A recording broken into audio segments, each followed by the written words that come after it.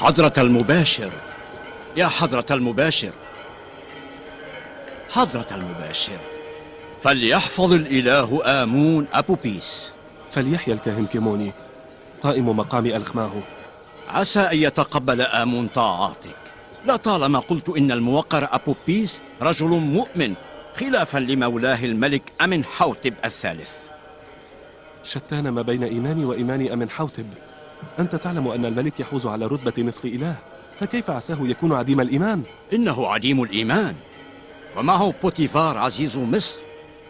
أنا على يقين أنك رأيته بنفسك غير مرة وهو يتطاول على آلهة المعبد وكهنته، أليس كذلك؟ بلى، لقد رأيته، ولكن يحق للآلهة أن تكلم بعضها بعضا. هذا ليس دليلا على الكفر، فالآلهة ليست كسائر الخلق، صحيح؟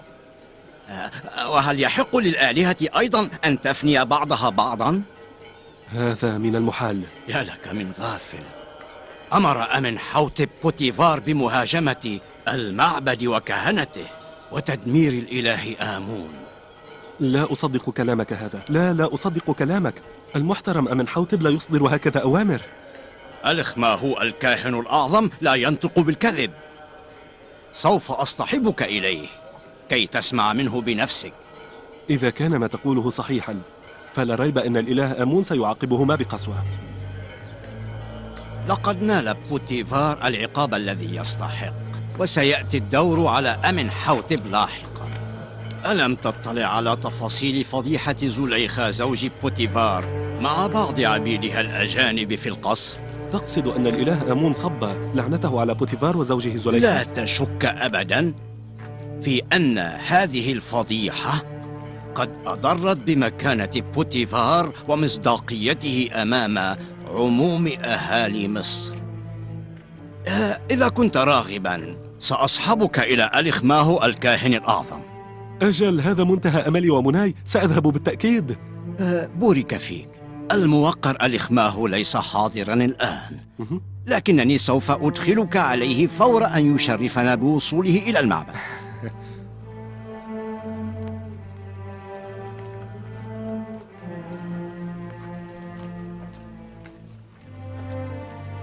يوزرسيف رجل عفيف وطاهر. أنا سمعت أن زليخا كانت تطارده منذ مدة، وهي التي راودته عن نفسه غير مرة، لكن يوزرسيف ظل يصدها إلى أن ضبطا معا قبل بضعة أيام. ما جرى بينهما بات حديث المدينة. كيف استطاعت سليلة الأشراف والثاني امرأة في مصر أن تقترف مثل هذه الخيانة العظمى؟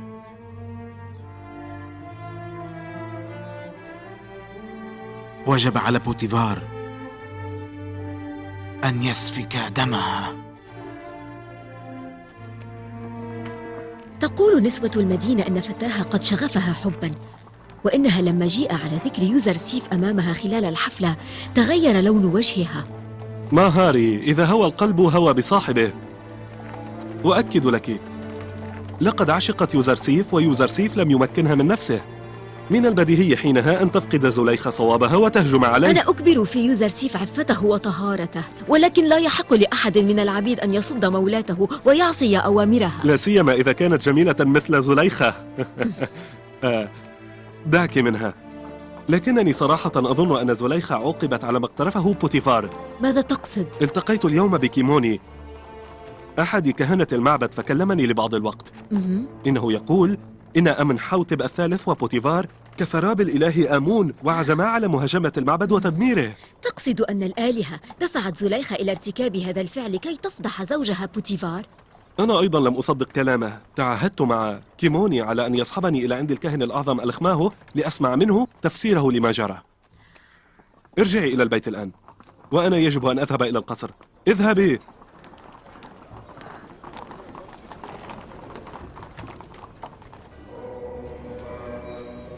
يستطيع أتباعي أن يحيوا من بعد موتهم مثلما يبعث نهر النيل حيا بعد جفافه، وكما يستأنف نبات الأرض حياته بعد موت الشتاء. هذه مشيئتي فالتزموها. حنطوا أبدان موتاكم كي تظل حياتهم متصلة، وإلا فسيشملهم الموت ويحوطهم الفناء. ألم تروا أنني أعمد إلى أبدان موتاكم في جوف الثرى فأحفظها كما هي رغم تعاقب الدهور؟ هذه هي مشيئتي في من أطاعني وأرضاني من عبادي. أرضوني بالقرابين تقدمونها بين يدي. املأوا معبدي بالنفيس من الهدايا وبالمال الوفير كي أخلدكم من بعد مماتكم. جيدي هوتي، أنا آمون إله الآلهة، أميز بين النظرة الواثقة وتلك المترددة. أنا أطالع في وجهك علامات الشك والجحود. سوف أصفح عنك هذه المرة، لكنك إذا عدت إلى استراق النظر فسوف تعاقب بالموت على جرمك.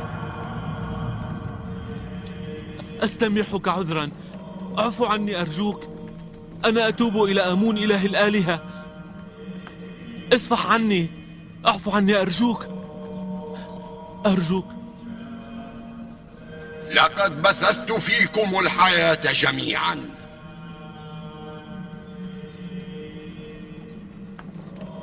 وجدت عليكم بالحياة السرمدية. سوف أنصرف من محضركم إلى حيث آوي كل ليلة لأستريح من عناء هداية الخلق ورعايتهم وتدبير شؤونهم، ولكي أهيئ نفسي ليوم الغد حيث أستأنف هداية العباد ورعاية أمورهم.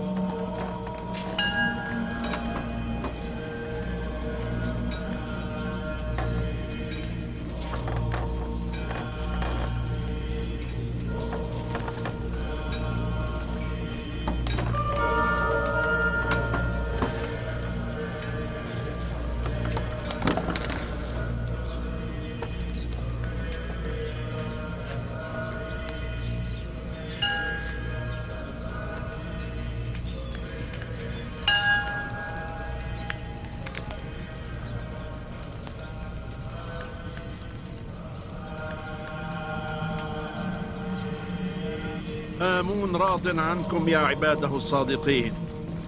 إياكم أن تنسوا حق المعبد وكهنته.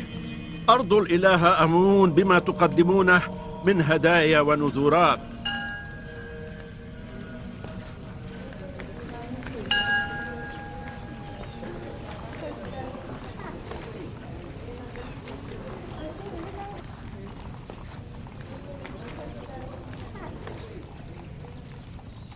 يا عالي المقام، كلمت أبو بيس مباشر مائدة أمنحوتب الثالث. حدثته عن كفر أمنحوتب وبوتيفار، ولكنه رفض أن يصدقني، فوعدته أن أحضره إليكم لاحقا كي يسمع منكم حقيقة كفرهما. تأكد من حضوره عندي. أمنحوتب يجب أن يعاقب بقسوة، ويجب أن تجتث جذور هذه العائلة من تاريخ مصر. إياك ألا يأتي. نال بوتيفار حصته من لعنة آمون، وسيأتي الدور على أمنحوتب. بالتأكيد يا مولاي. إذا عالي المقام ألخمه يعرف عما جرى بين يوزارسيف والسيدة زليخة. أجل، أطلعني بديمون على ذلك. إنما فعلته زليخة قد جلب العار على المعبد، ويتوجب عليها أن تبرر تورطها، إلا أننا لن نسمح لبوتيفار بالتملص من الأمر. بعد أن افتضح أمر بوتيفار حان دور أمنحوتب. بعد القضاء على أمنحوتب لن يجرؤ أحد على الإله آمون. أفشوا هذه الحادثة في أرجاء المدينة كلها. يجب أن يفتضح أمر بوتيفار. يجب أن يعرف على حقيقته. قولوا إن رمز سطوة مصر أعني بوتيفار قد مكن عبدا أجنبيا من جميع شؤون قصره وحتى من زليخة امرأته. ضبط عبده مع زليخة لكنه كتم عليهما. إن الذي يمكن عبدا أجنبيا من جميع شؤون قصره لن يتوانى عن تمكين الأجانب من شؤون البلاد والعباد. قولوا إن مباشر قصر بوتيفار رجل كافر، وإن أمنحوتب وبوتيفار الكافرين قد عزما على تدمير الإله آمون ومعبد آلهة مصر. عليك أن تحرض الناس بالثورة على سلطان أمنحوتب. بلغوا الحاكم بوتيفار أنني سأحضر غدا إلى قصره لأتحرى عن الأمر. سمعا وطاعة. بوتيفار يجب أن يسدد ثمن كفره ومعاندته للإله آمون. هل تعرفين عما يدور خارج هذه الحجرة؟ لما تسألين؟ وما الذي حصل؟ ما جرى بينك وبين يوزرسيف شاع وانتشر داخل القصر وفي كل أرجاء المدينة. لقد بات الجميع عارفا بتفاصيل ما حصل. ما الذي تقولينه؟ من الذي أذاعه؟ إذا علمت من هو فسوف أفنيه بيدي. وما أدراني، الحادثة التي يحضرها أكثر من شخصين يستحيل أن تبقى سرا. كنت أرقب مثل هذا اليوم. خطر لي أن الشهود سيذيعون ما جرى في تلك الليلة. تاما وتياميني، ستيني، يوزرسيف. يوزرسيف لا يفعل هذا كالماما. لكن واحدا من هؤلاء أذاع الخبر حتى بات هذا الأمر حديث المدينة برمتها. إنه فاكهة مجالس النساء، كلهن يقولن إن زليخة امرأة جامحة وخفيفة العقل. على سخرية الأقدار المشهورات بالرذيلة اللواتي ذاعت حكايات فسقهن في الأزقة والأحياء، بتن يدعين العفة ويرمين زليخة بخفة العقل. لكن حكايات فسقهن ليست حديث المجالس، فلا ريب أنهن سيجملن وجوههن القبيحة بكثرة الحديث عن خبر زليخة.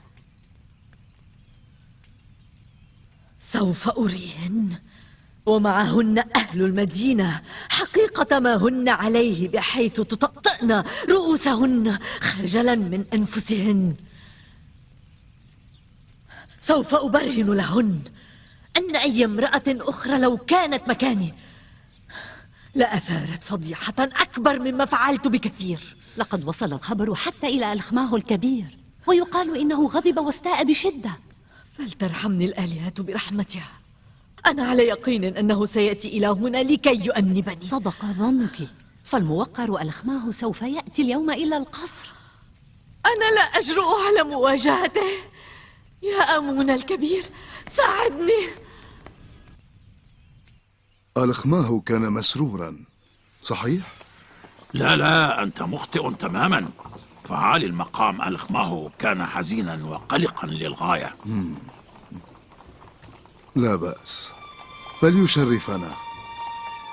هذا من دواعي سرورنا. أنت بمقدورك الآن أن تنصرف.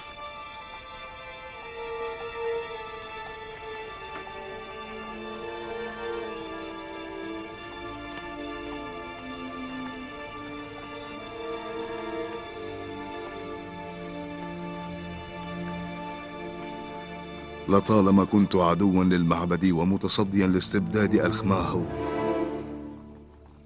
والآن بات علي أن أستقبله في قصري وأسكت على كلامه الجارح بحقي. لولا أنني أعشقك كثيرا لعاقبتك بكل قسوة. لو أنك زوجة غيري لسلمتك إلى الجلاد بيدي، لكن لا حيلة لي وأنت زوجة آمون أيضا. كنت على وشك أن تخونيني. عليك أن تقدم القرابين بين يدي آمون وتسأليه الصفح عن جرائمك.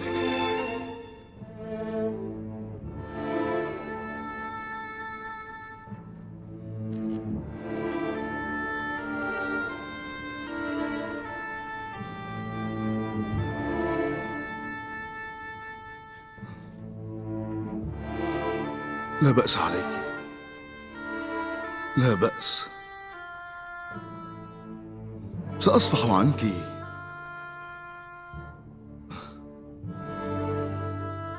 أتمنى أن يسامحك آمون أيضا.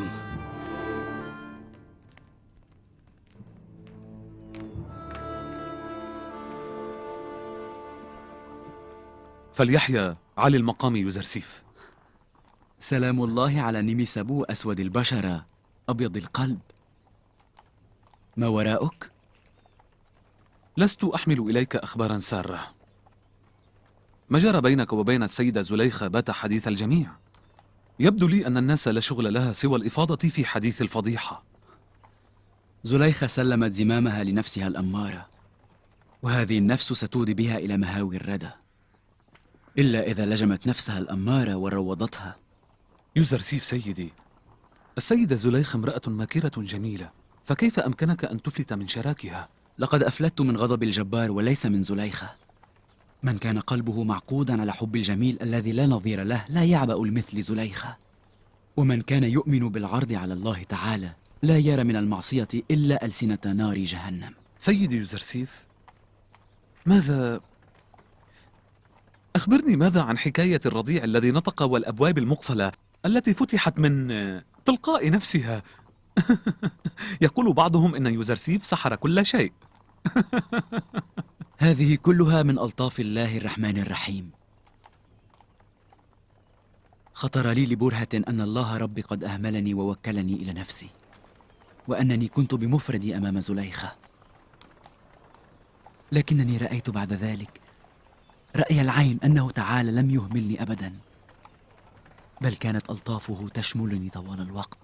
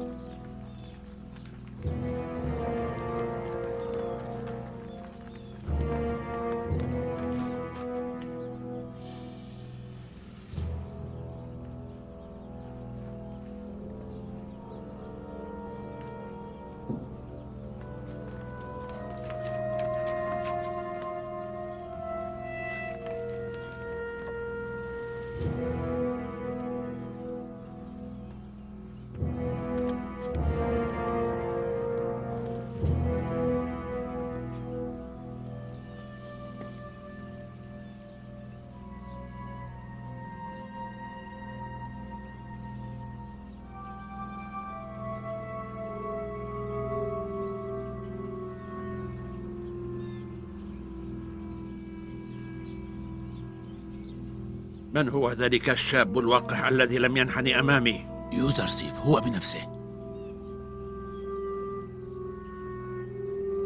وأين هو بوتيفار؟ سيلحق بكم بعد قليل. ريثما تدخلون. علي المقام.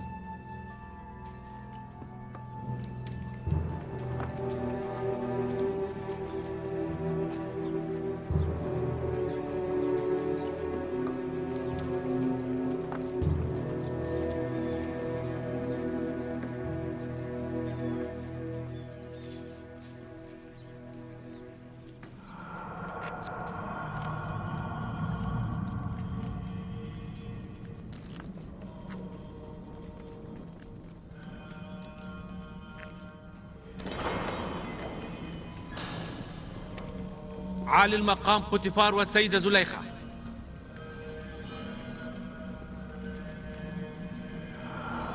ماذا جرى حتى رضي الموقر الخماه الكاهن الأعظم لبلاد مصر أن يدخل إلى معبد قصرنا المتواضع؟ أمون خجل للغاية. لقد أهين الإله أمون أمام أعدائه. زليخة، أنت واحدة من آلهة المعبد ومن زوجات الإله أمون أعظم آلهة مصر. أي عار هذا الذي جلبته إلينا؟ لقد عقدت قلبك على حب شاب يجاهر بالعداء لآمون ولم يتورع يوما عن منابذة كهنة المعبد ومعاندتهم. لقد خضعتما أمام شاب أجنبي كافر نجهل حقيقة معتقده، وبذلك أهنتما إلهنا آمون أمام إله هذا الفتى العبراني. هل تخلين أننا كهنة معبد الإله أمون سنحتمل الصبر على العار الذي صنعته؟ لو كنت زوجة بوتيفار عزيز مصر الموقر لوجب أن تعاقبي بقسوة.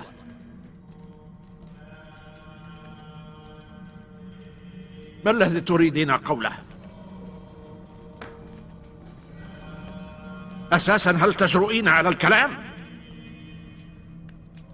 أطلب منكم أن تسمحوا لي بالدفاع عن نفسي.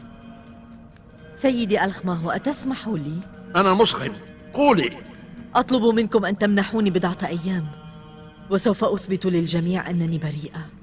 وكيف لك أن تبرئي نفسك من هذه الفضيحة؟ هذا عين ما أرمي إليه، فأنا أريد أن أكون أفواه الذين يتكلمون عني. لا بأس عندي، فلنرى ماذا تفعلين. رغم علمي باستحالة استرجاع كرامة الإله آمون المهدورة.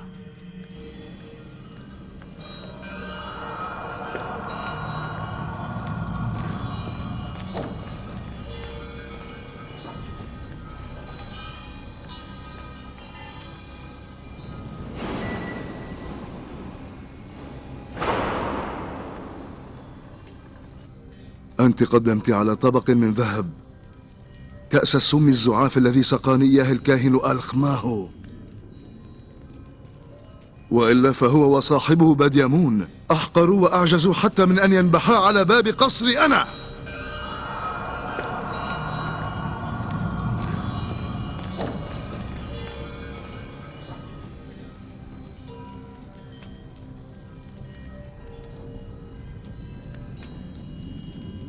كاليماما. نعم مولاتي. هيئي متكئا وأعدي لحفل ضيافة كبير ودعي إليه نساء الأشراف والبلاط، فلدي ما أقوله.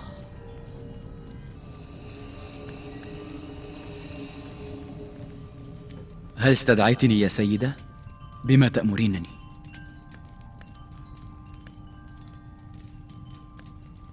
لن أجهدك بطلباتي.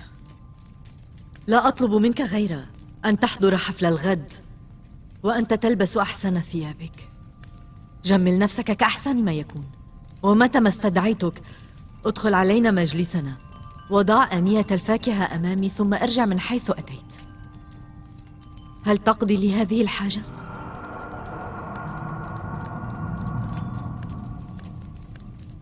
لا مانع لدي، سأفعل ما تطلبين. انصرف الآن إذا شئت.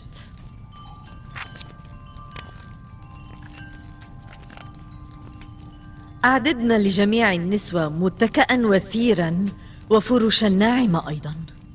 أريد أن ينعمن بالرفاهية التامة. حضرن لهن ما لذ وطاب من الأطعمة والأشربة. أكثرن من فاكهة الأترج، وأعطينا كل واحدة منهن سكينا حادة وقاطعة.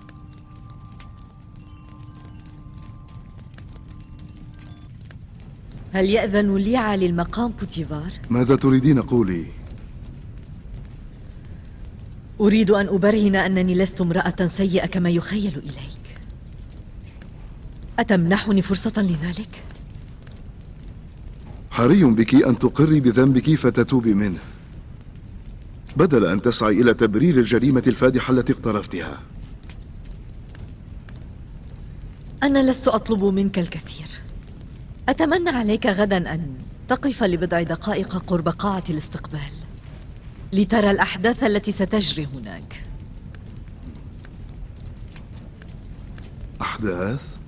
لقد عزمت على أن أستعين بنساء مصر لأستعيد كرامتي المهدورة. فهل قبلت ما طلبته منك؟ حسنا، قبلت.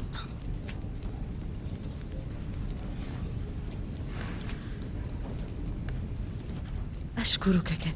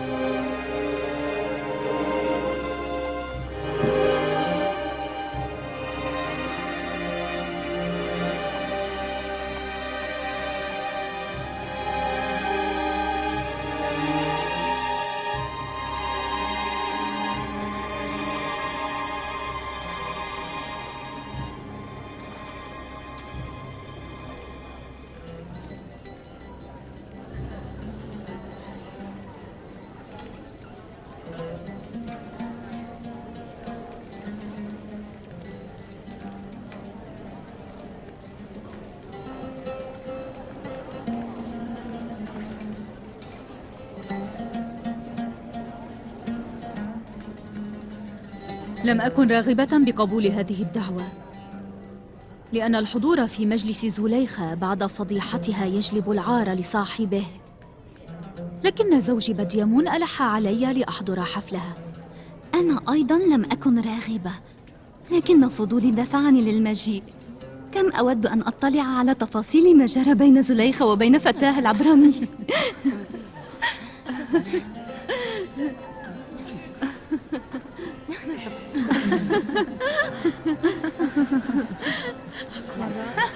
فعلا.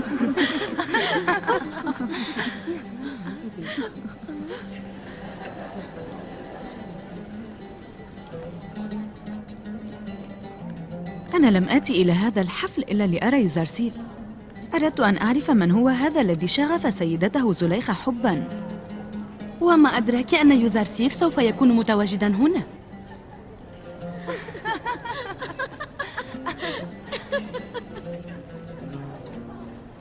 لو كان ثمة مهرب لفررت منهن، وإلا فإنه يشق علي أن أحضر في مجلس الشيطان الذي عقدته هؤلاء النسوة.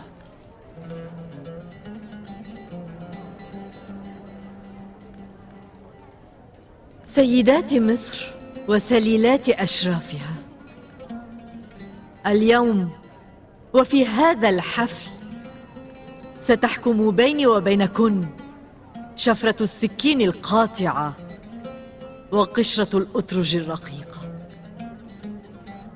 أتمنى عليكن أن تمدن أيديكن إلى الأترج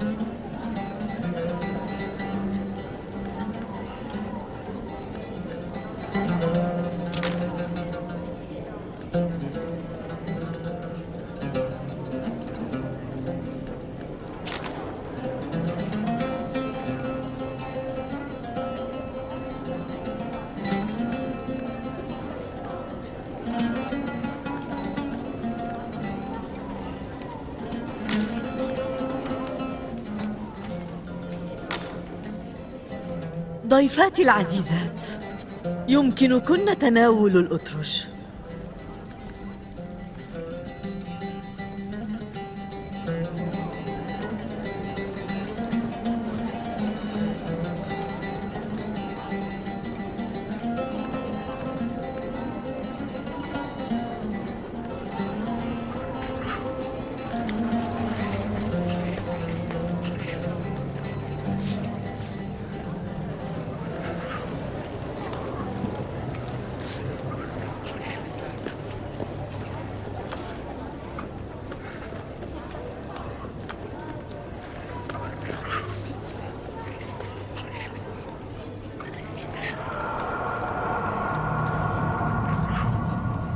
يوزرسيف، ادخل.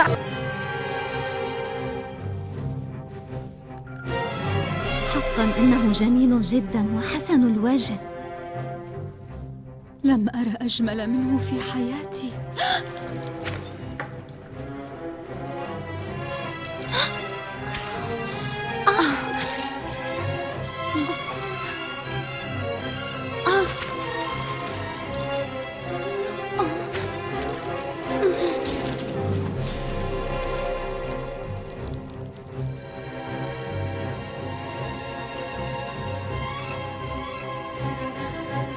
إنه ليس بشرا، إنه ملك كريم.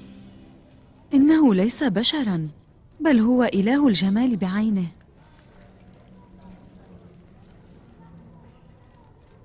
هذا هو الغلام الذي لمتنني لأنني راودته عن نفسه. كنت أصبو إليه لكنه استعصم وصدني. أنتن لم ترينه غير مرة واحدة فأطار اللب من عقولكن، أما أنا فأراه كل يوم. إنه يغدو ويروح كل يوم أمام ناظري. ماذا كنتن لتصنعن لو كنتن مكاني؟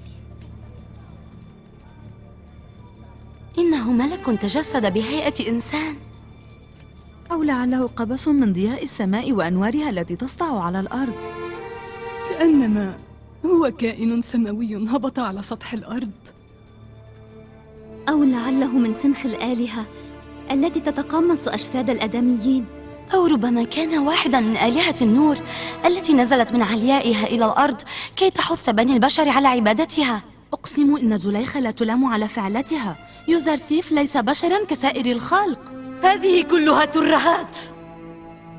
إنه بشر مثل ما نحن بشر. لكنني أسألكن الآن، ألا يستحق مثل هذا الفتى الملائكي أن أتحمل فيه وزر التهمة؟ هل تراكن تلمنني الآن وتنعتنني بالضلال؟ لا، أقر أنك معذورة فيما فعلت، وأننا نساء مصر أخطأنا بحقك. وهذا هو غرضي من الضيافة. إلهي، اهدي جميع العاصين إلى سواء السبيل، ونجني من كيد الشياطين وحبائلهم. لقد نلت مرادي من هذا الحفل. عدنا إلى بيوتكن.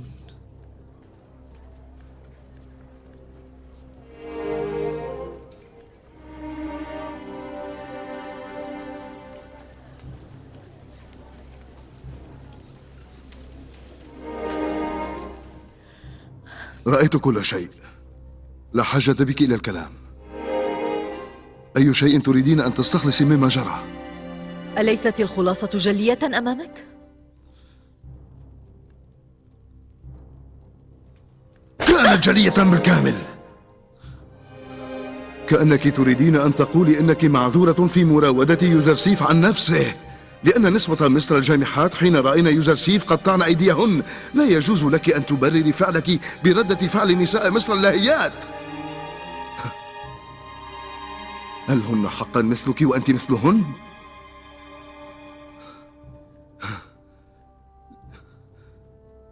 لماذا لا تتأسي بالعفيفات النقيات من النساء؟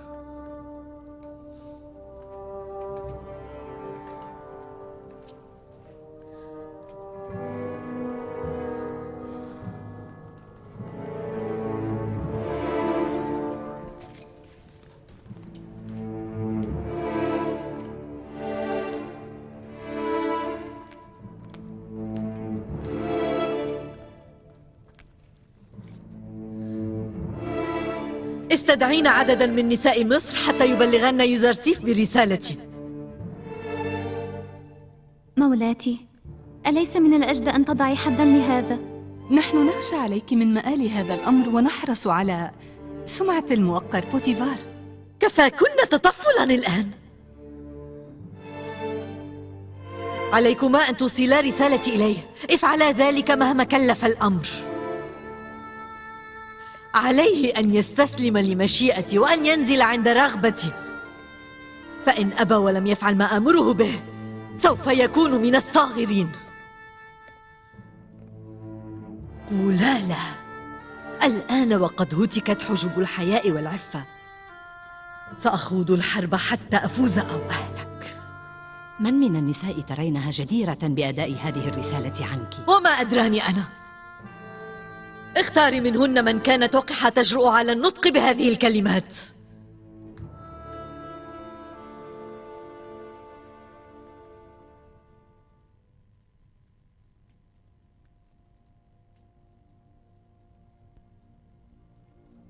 إلهي، إني أسألك أن تصرف عني كيد هؤلاء النسوة، وأن تخيب مكرهن خشية أن أصبو إليهن فأكون من الجاهلين الظالمين. هذا ليس من الإنصاف في شيء. لقد اشترتك زليخة بمالها ونمى حبك في قلبها طوال سنوات، وها أنت تظلم نفسك بعصيان أوامرها. لن تجني من تمردك سوى السجن. كنا على ثقة بأنني لن أستسلم لزليخة أبدا، لأنني إذا طاوعتها فيما تطلبه أكون بذلك قد عصيت ربي. لا بأس عليك، إذن اختر واحدة منا، لأن طوقنا إلى وصالك لا يقل عن شغفها بك. ما أسفهكما من امرأتين. إذا كنت قد صددت السيدة زليخة ولم أطعها في المعصية مع ما لها علي من إحسان، فكيف سأطيعكما وأنتما أجنبيتان؟ وجهك المحبب والحنون يدل على قلبك المرهف، وليس من شيم الأكابر أن يصدوا الوليين بحبهم. إذا كررتما على مسامع طلبكما الدنيء من جديد، فسوف أجهر بالسوء من القول لألعنكما على مسمع من الخلق. يبدو لي أن الموقر يوزرسيف قد وطن نفسه على تحمل أصناف العقاب. كن على ثقة بأننا ومعنا زليخة لن نكف عنك حتى ننال منك ما نريد، وإذا لزم الأمر فلن نتردد في أن نمضي بعقوبة السجن بحقك. هيا، هدية مولاتنا. من تربى في حجر الأنبياء لا ينخدع بمكر العبثات ولا يضره كيد عابدات الهوى أبدا. الطائر القدسي الذي يحلق في ملكوت الله لا يقع في الشراك المنصوبة للغراب والحدأة.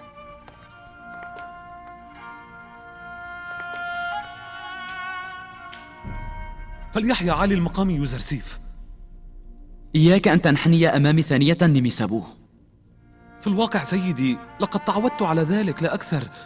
تعلمت منذ أن كنت طفلا صغيرا أن أنحني أمام الكبار. اسمع، الذي يجب على جميع الخلائق أن تنحني أمامه لست أنا. إنه حقا جدير بأن يعظم. ماذا تريد؟ أنا لا أريد شيئا، ولكن ماذا أردت أن أقول؟ ماذا؟ لقد تذكرت، أردت أن أقول لك سيدي إن النسوة اللاتي خرجن من حجرتك قصدن من فورهن السيدة زليخة. بديهي، فهي التي أرسلتهما لكي يجبراني على أن أمكنهما من نفسي، والآن ذهبتا إليها لتستعرضا إخفاقهما أمامها. قل لي نميسابو، هل تعرف لأي شيء تستعمل هذه المناديل؟